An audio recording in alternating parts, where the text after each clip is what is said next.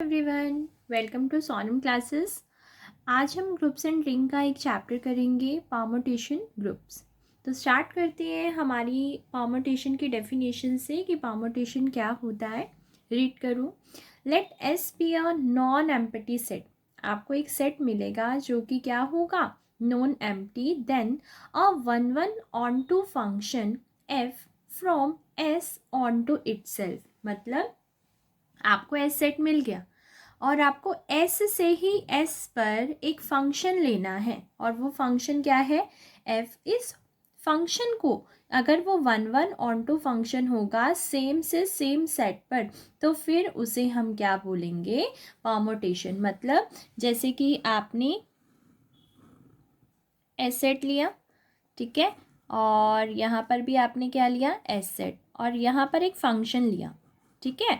तो वो कह रहा है कि ये फंक्शन आपका वन वन भी होना चाहिए। वन वन पता है ना आपको, जब आपकी डिस्टिंक्ट इमेज हो, हर एलिमेंट अपनी क्या रखता हो, distinct image. And onto का मतलब क्या होता है कि इधर से आपका कोई भी एलिमेंट अगर आप पिक करते हो तो उसकी प्री इमेज आपकी इसमें होनी चाहिए। यानी कि यूँ कहें कि यहाँ से हर एलिमेंट इधर से कनेक्ट होना ज़रूरी है। यहाँ का कोई एलिमेंट ऐसा नहीं बचना चाहिए कि जिसकी इसमें प्री इमेज नहीं है।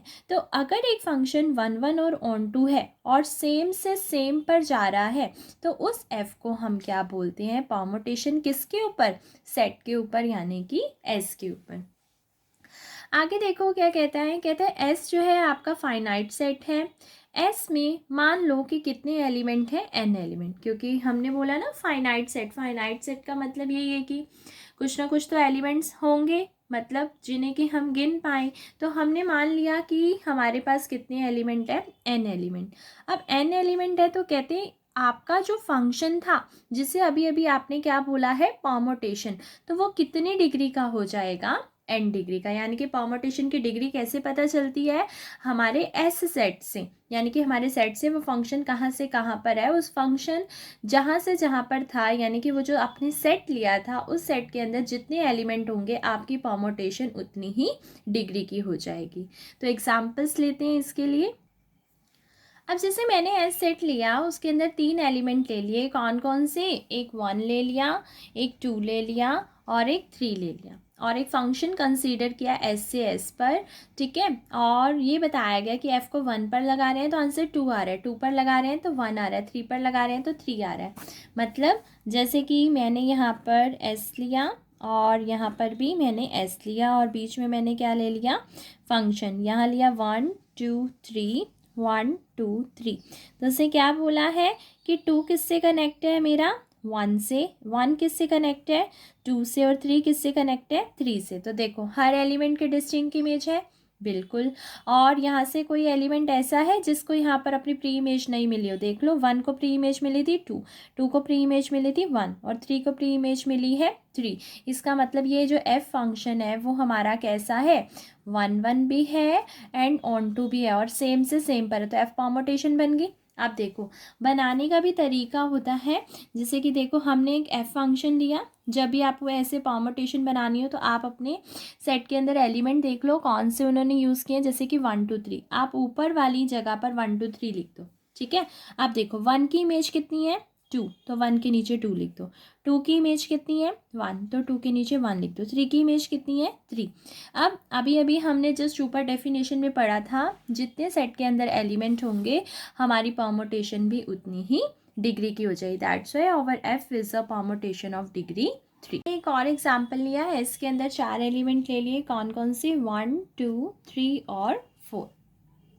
एफ हमने ले ली एस से एस पर, और हमने लिया कि वन की इमेज टू है, टू की फोर है, थ्री की थ्री एंड फोर की वन है। तो अभी आपको मैंने सिखाया कि अगर जैसे चार एलिमेंट है तो ऊपर आप वन टू थ्री फोर लिख दो, आप यहाँ पर इमेज डालते जाओ। जैसे वन की इमेज कितनी है, टू, तो वन के नीचे टू लिख दो। टू की इमेज फोर, टू के नीचे फोर लिख दिया। थ्री की इमेज थ्री, थ्री के नीचे थ्री लिख दिया। फोर की इमेज वन, तो फोर के नीचे वन लिख दिया। तो अब इसे क्या बोलेंगे, क्योंकि देखो सबकी डिस्टिंक्ट इमेज भी है और सारे कवर भी हो गए चारों के चारों एलिमेंट। तो एफ आपकी परम्यूटेशन बन गई कितनी डिग्री की, 4 डिग्री की। नेक्स्ट डेफिनेशन है हमारी इक्वालिटी ऑफ परमुटेशंस, यानी कि आपको दो परमुटेशन दे रखी है और हमें चेक करना हो कि वो इक्वल है या नहीं है, तो कैसे पता चलता है। कहते दो परमुटेशंस हैं एफ और जी, ठीक है। कहते दोनों की डिग्री क्या होनी चाहिए, सेम। तो हमने एफ भी ले लिया डिग्री एन का, जी भी ले लिया डिग्री एन का। कहते हैं are said to be equal permutations, उन्हें इक्वल परमुटेशन बोला जाएगा अगर एफ ए किसके बराबर हो, जी ए के बराबर हो। मतलब एफ जब ए की इमेज चेक करेगा जो आंसर आएगा, जब जी ए की इमेज चेक करेगा तो उसका भी वही आंसर आएगा जो एफ ए का था।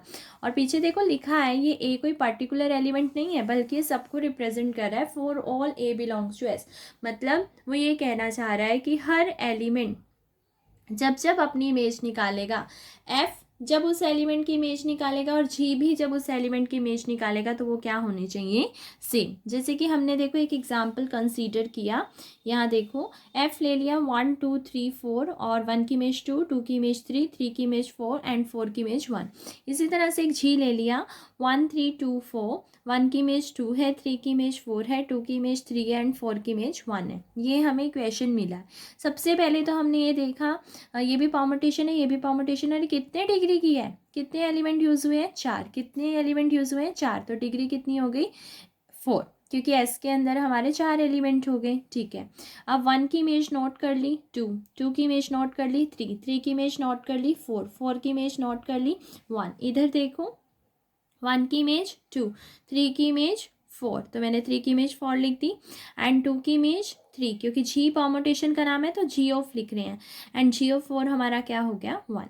ठीक, अब चेक करो एफ ऑफ 1 और जी ऑफ 1 दोनों के आंसर 2 है, तो मैंने लिख दिया दोनों इक्वल है। एफ ऑफ 2 का आंसर कितना है, 3, तो जी ऑफ 2 का आंसर भी कितना है, 3, लिख दिया दोनों को इक्वल। एफ ऑफ 3 का आंसर कितना है, 4 एंड जी ऑफ 3 का आंसर भी कितना है, 4, दोनों को इक्वल रख दिया।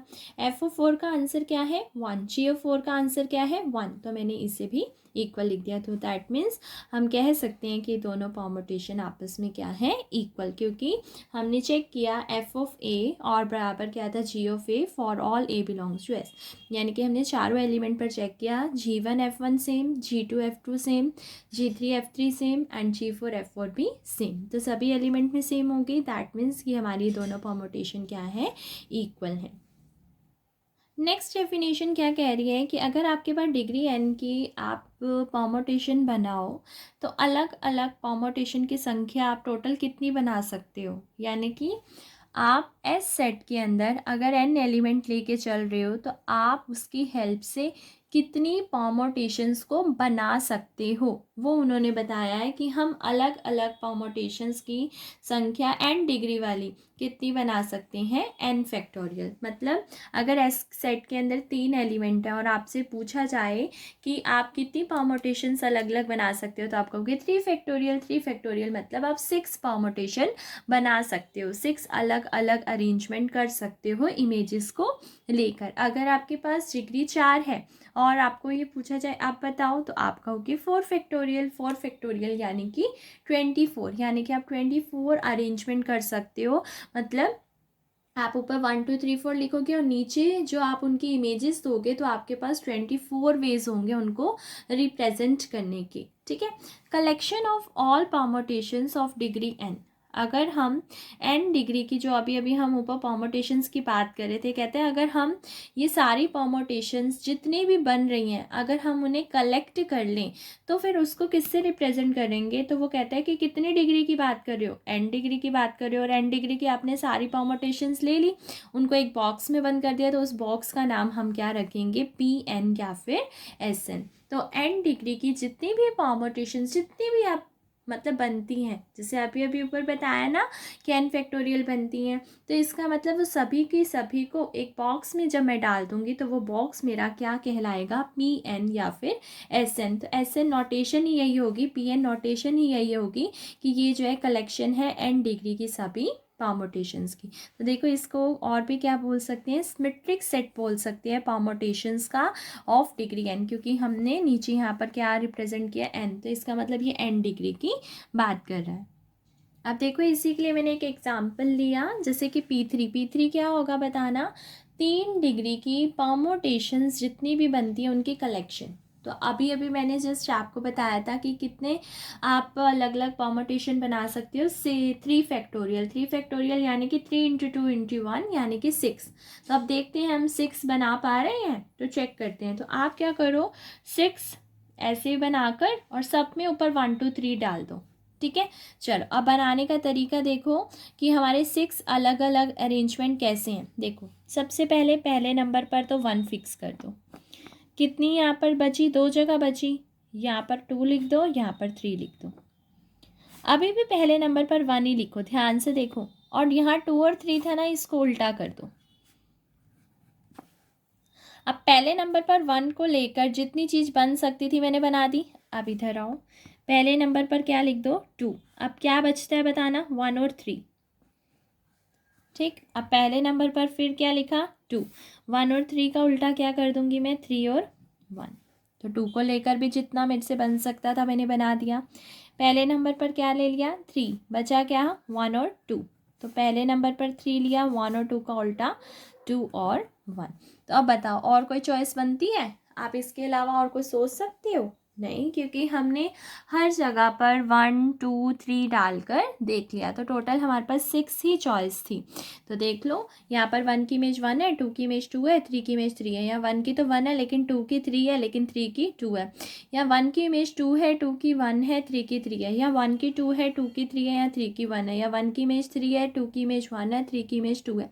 1 की इमेज 3 है, 2 की इमेज 2 है और 3 की इमेज 1 है। तो ऐसे हमने कितनी अरेंजमेंट बना ली, 6 अरेंजमेंट। यानी कि टोटल हम कितनी परमुटेशंस, हम 3 डिग्री की कितनी परमुटेशन बना पाए हैं, 6। ये भी 3 डिग्री के, ये भी 3 डिग्री की, ये भी 3 डिग्री की, ये भी 3 डिग्री की, ये भी 3 डिग्री की और ये भी 3 डिग्री की। तो P3 हमारी 3 डिग्री की सभी परमुटेशंस की क्या थी, कलेक्शन। तो हमने लिख भी दिया, हमारी total number of permutation degree 3 की कितनी बनी है, 3 फैक्टोरियल यानी कि 6। देख लो 1 2 3 4 5 6।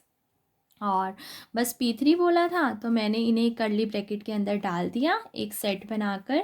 1 permutation, 2 permutation, 3 permutation, 4 permutation, 5 permutation and 6वीं परमुटेशन। और इनको कलेक्ट करके इस सेट का नाम मैंने क्या रख दिया, P3, या फिर मैं चाहूँ तो इसका नाम S3 भी रख सकती हूँ, ठीक है। नेक्स्ट हमारा है टॉपिक प्रोडक्ट या फिर कॉम्पोजिशन ऑफ 2 परमुटेशन। 2 परमुटेशन की प्रोडक्ट करना या फिर यूँ कहें कि 2 परमुटेशन की कॉम्पोजिशन करना। तो आपको सबसे पहले तो देखो 2 परमुटेशन गिवन मिलेंगी, बिल्कुल। तो एक F मिला हुआ है मुझे और एक G मिला हुआ है।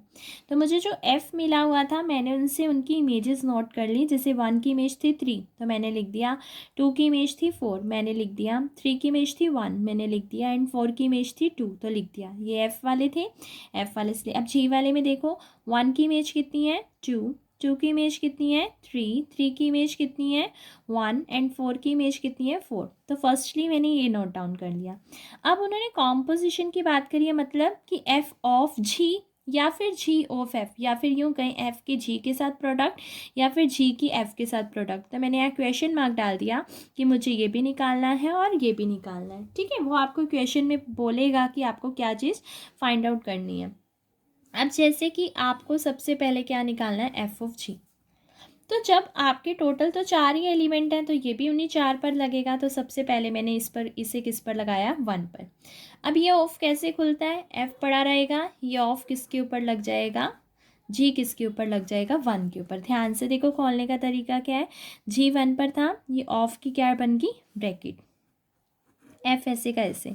जरा G ऑफ 1 का आंसर देखो क्या है, G ऑफ 1 का आंसर है 2, यहाँ पर पुट कर दो, कर दिया। अब ये क्या बन गया, F ऑफ 2। अब F ऑफ 2 का आंसर देखो कितना आया है, 4। तो यहाँ पर मैंने आंसर क्या लिख दिया, 4। अच्छा, अब 1 पर निकाल लिया, अब ऐसे 2 पर भी निकालना है। तो कैसे खुलेगा, F ऑफ, अंदर क्या बन गया, G ऑफ 2। अब बताओ मुझे G ऑफ 2 क्या है, G ऑफ 2 ये रहा, कितना है, 3। F पड़ा रहा, अंदर वैल्यू क्या आ गई, 3। F ऑफ 3 की वैल्यू देखो, F ऑफ 3 की कितनी है, 1। तो हमारा आंसर 1 आ गया। इसी तरह से मैंने F ऑफ G को किसके ऊपर लगाया, 3 के ऊपर। तो ये आया F of G of 3। G of 3 का आंसर कितना है, 1। F ऑफ 1 का आंसर कितना है, 3, ठीक है। आगे गए हम एफ ऑफ जी, 4 है ना टोटल एलिमेंट, 4 पर लगाया तो एफ ऑफ जी ऑफ 4 आ गया। एफ ऐसे कैसे, जी ऑफ 4 का आंसर कितना है 4 एंड एफ ऑफ 4 का आंसर कितना है 2। तो अब हमने देखा कि जब हमने एफ ऑफ जी को 1 पर लगाया तो ये आया। अगर मैं इसको इसी फॉर्म में रिप्रेजेंट करूँ तो ऊपर ये हो गया एफ ऑफ जी, ऊपर क्या बना 1 2 3 4। बताना 1 की इमेज कितनी आई थी 4, 2 की इमेज कितनी आई है 1, 3 की इमेज कितनी आई है 3 एंड 4 की इमेज कितनी आई है 2। तो इसी तरीके से हम जी ऑफ एफ भी निकाल सकते हैं। ठीक है, तो जी ऑफ एफ निकालें साइड पर। अब जी ऑफ एफ निकालते हैं। जी ऑफ एफ को भी 1 पर लगाया तो जी ऐसे का ऐसे, ये क्या बन गया एफ ऑफ 1। अब बताना एफ ऑफ 1 का आंसर क्या है, एफ ऑफ 1 का आंसर है 3, तो अंदर चला गया 3। ये देखो मैंने इसकी वैल्यू अंदर 3 पुट कर दी। अब जी ऑफ 3 का आंसर देखो क्या है 1, तो पहला आंसर रेडी हो गया। इसी तरह से मैंने जी ऑफ एफ को 2 पर लगाया तो जी ऐसे का ऐसे, अंदर क्या चला गया एफ ऑफ 2, तो जी पड़ा रहा। एफ ऑफ 2 का आंसर देखो कितना है 4, जी ऑफ 4 का आंसर कितना है 4। फिर आगे गए, जी ऑफ एफ को हमने किसके ऊपर लगाया 3 के ऊपर, तो जी पड़ा रहा, अंदर क्या बन गया एफ ऑफ 3। एफ ऑफ 3 का आंसर कितना है 1, तो अंदर क्या आ गया 1। जी ऑफ 1 का आंसर कितना है 2।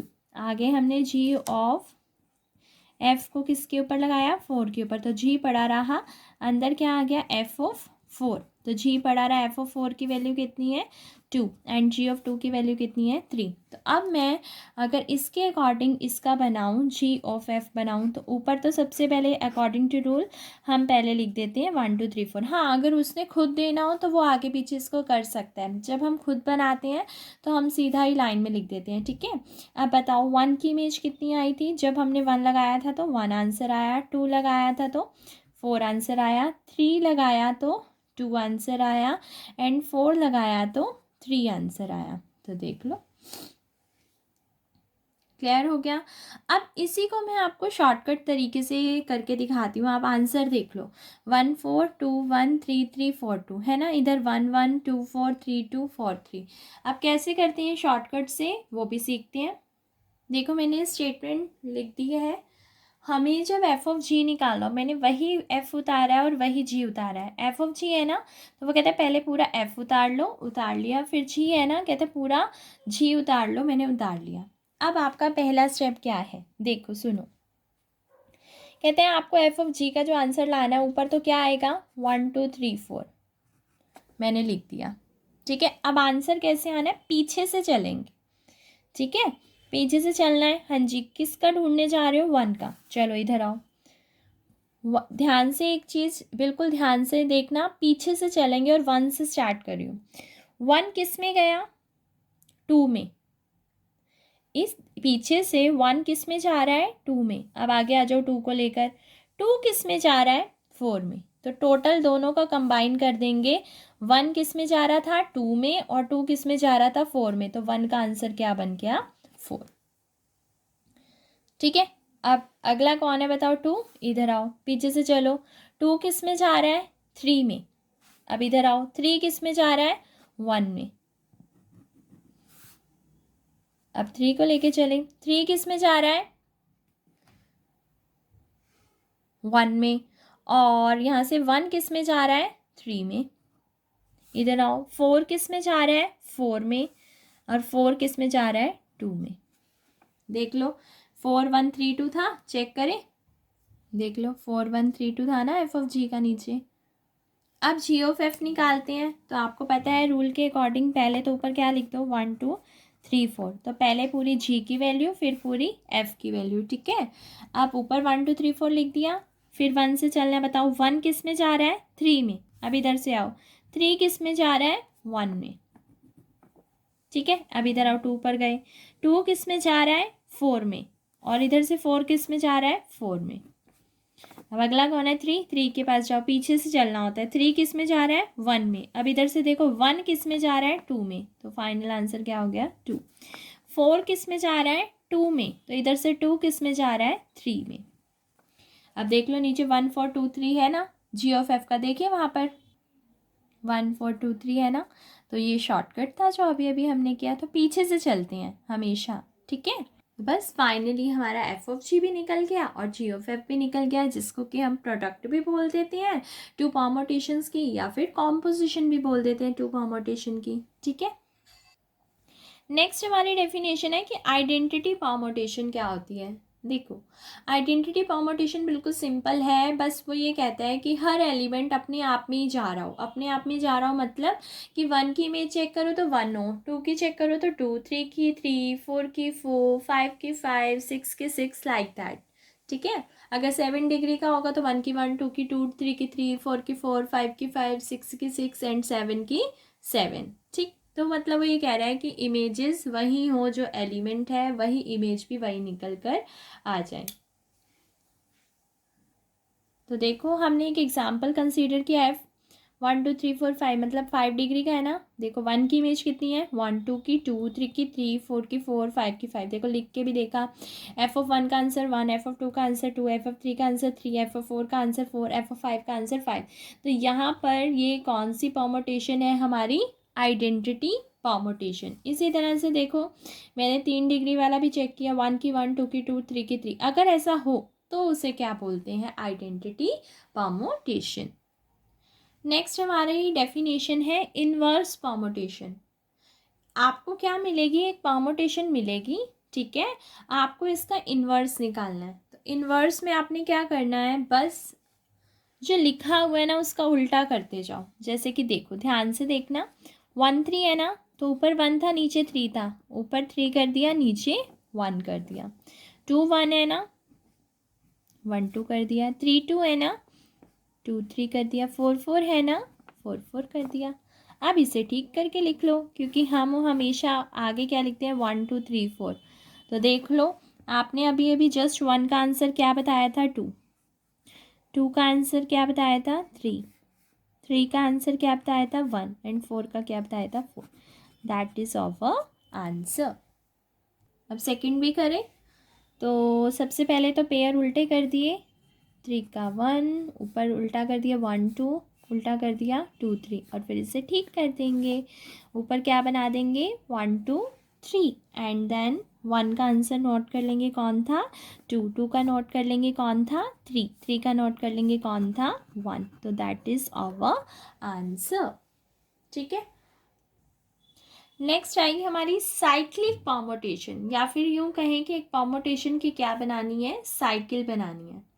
तो देखो, सबसे पहले आप अपने क्वेश्चन को देखो और अपने क्वेश्चन को देखकर ये पता करो कि परमुटेशन कितनी डिग्री की है, 6 डिग्री की। तो मैंने लिख दिया डिग्री 6।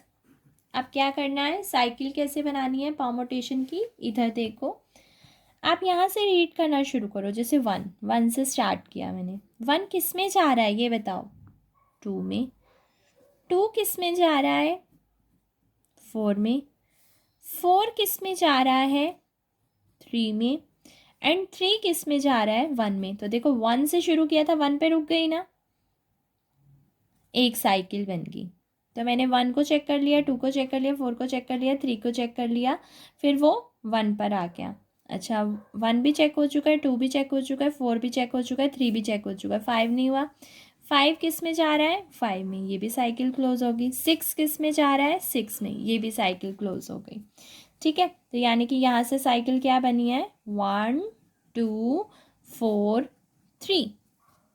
3 के बाद 1 क्यों नहीं डाला, क्योंकि 1 तो ऑटोमेटिकली आ गया। अब इसको रीड करेंगे तो कैसे गए, 1 किस में जा रहा है, 2 में। 2 किस में जा रहा है, 4 में। 4 किस में जा रहा है, 3 में। और 3 किस में जा रहा है, वापस से 1 में। इधर देखो 5, इसको ऐसे लिख देंगे क्योंकि 6 6 में जा रहा है, 5 5 में जा रहा है। और टोटल आंसर क्या बना देंगे साइकिल की फॉर्म में, 1 2 4 3 5 और 6। और जब भी कोई ऐसे सिंगल वाली हो ना, उसको हटा देते हैं, तो सिर्फ क्या बच गई हमारी, ये।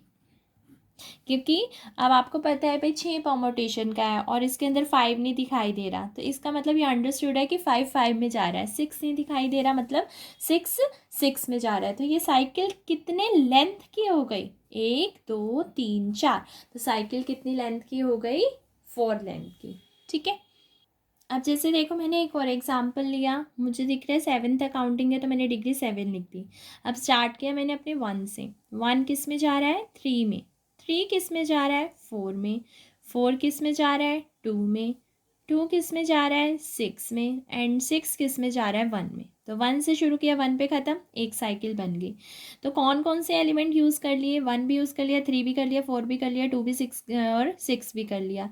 कौन सा नहीं यूज़ किया है मैंने अभी तक 7 नहीं यूज़ किया और 5 नहीं यूज़ किया। तो मैं 5 के पास गई। 5 ने कहा कि मैं तो किस में जा रहा हूँ? 5 में ही जा रहा हूँ, ठीक है। और 7 भी किस में जा रहा है? 7 में। तो बताना क्या क्या साइकिल बन गई। इसकी साइकिल तो क्या बन गई? 1 3 4 2 6, 1 3 4 2 6। और 5 वाले की क्या बन गई? 5। और 7 वाले की क्या बन गई? 7। और यहाँ पर एक 5 भी डाल दो, ठीक है। तो एक साइकिल 1 3 4 2 6, इसका मीनिंग पता है ना? 1 3 में जा रहा है, 3 4 में जा रहा है, 4 2 में जा रहा है, एंड 2 6 में जा रहा है, और 6 अगेन 1 में जा रहा है, और 7 7 में जा रहा है, 5 5 में जा रहा है। और आपको मैंने कहा था जो सिंगल सिंगल में जा रहे हैं उन्हें हटा दो। तो अगली लाइन में सिर्फ आंसर ये आ गया। तो ये तो था जब परमुटेशन से हमने क्या बनाई? साइकिल। अब अगला टॉपिक देखो। अगला टॉपिक कह रहा है how to make permutation from given cycle. अब हमें साइकिल दे रखी होगी, परमुटेशन बनानी होगी, पर आपको डिग्री बता दी जाएगी। अब देखो उससे कहा how to make permutation from the given cycle. Cycle ये दे दी, ठीक है। अच्छा, लेकिन आपको मैंने कहा ना वो डिग्री बताएगा, तो उसने लिखा है make a permutation of degree 6। 6 degree की बनानी है, और आपको पता है 6 डिग्री की बनानी है तो ऊपर 1 से लेकर 6 तक गिनती लिख दो। लिख दी मैंने। चलो अब रीड करें। आजो साइकिल के पास चलते हैं। 5 से स्टार्ट कर रहा है ये, ठीक है। कहते हैं 5 जा रहा है 6 में, तो 5 के नीचे क्या लिख दूंगी मैं? 6। 6 से जा रहा है 4 में, तो 6 के नीचे क्या लिख दूंगी? 4।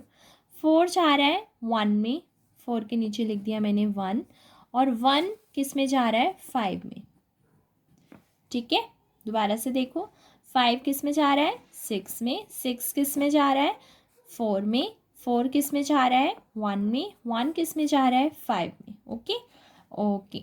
अब 2 और 3 के बारे में तो बात ही नहीं हुई, इसका मतलब 2 किस में जा रहा होगा? पक्का 2 में। 3 के बारे में भी बात नहीं हुई, तो 3 किस में जा रहा होगा? 3 में। तो दैट इज आवर आंसर।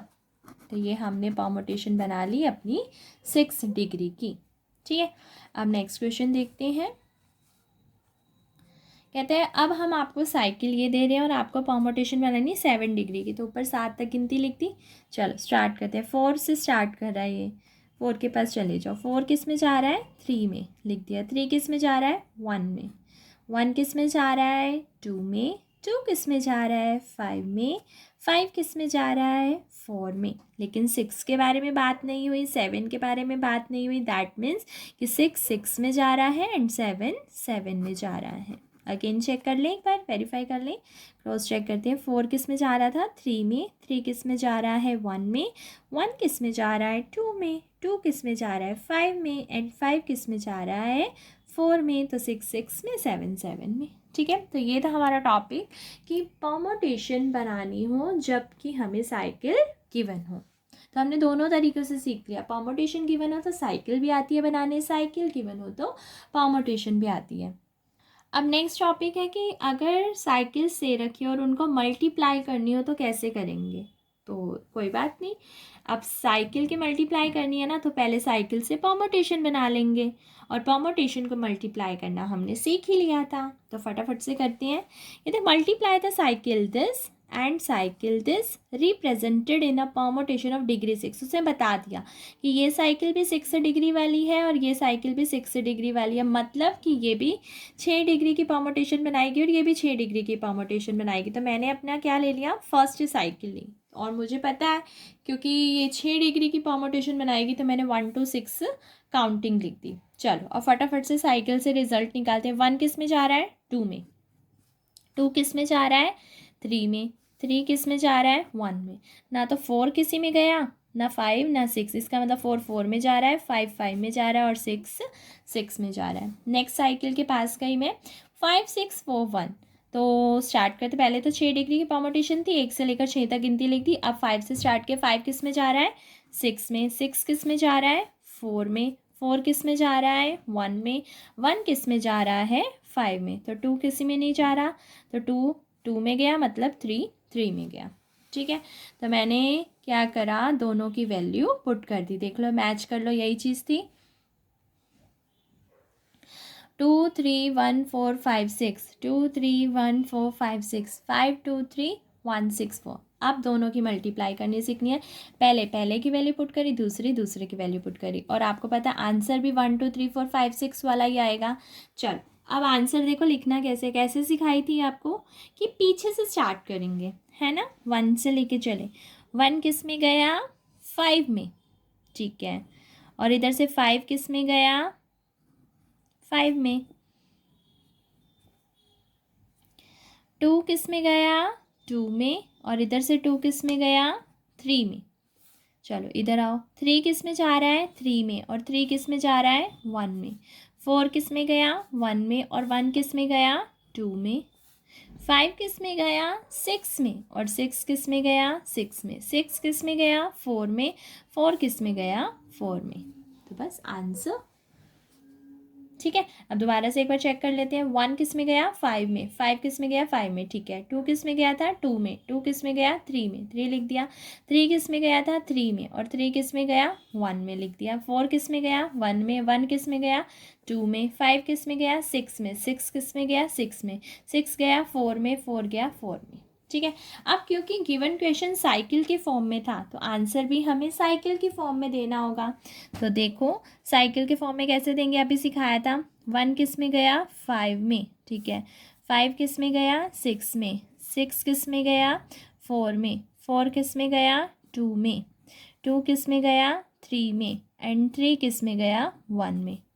तो 1 2 3 4 5 सारा ही कंप्लीट हो गया, तो लिख दो 1 5 6 4 2 3।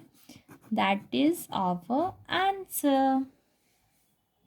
अब नेक्स्ट टॉपिक है कि साइक्लिक परमुटेशन दे रखी है, उसका इन्वर्स करना, मतलब साइकिल का इन्वर्स करना। अब परमुटेशन का इन्वर्स करना तो सिखाया था ना, मैंने कहा था उल्टा कर दो, है ना। तो बिल्कुल ये भी ऐसे ही करेगा कि साइकिल पीछे से चला लो। तो चलो 6 5 4 3 2, ये देख लो, पहले 6 लिखा, फिर 5 लिखा, फिर 4 लिखा, फिर 3 लिखा, फिर 2 लिखा। नेक्स्ट बताओ, 5 4 3 and 1, that is our answer. तो ये टॉपिक हमारा था साइकिल का इन्वर्स करना। ठीक है, तो परमुटेशन ग्रुप का पार्ट 1 यही कंप्लीट होता है। पार्ट 2 में हम इसके आगे कंटिन्यू करेंगे कि ट्रांसपोजिशंस क्या होती हैं, आपकी डिसजॉइंट साइकिल्स क्या होती हैं। आगे नेक्स्ट पार्ट में कंटिन्यू करेंगे। बाय।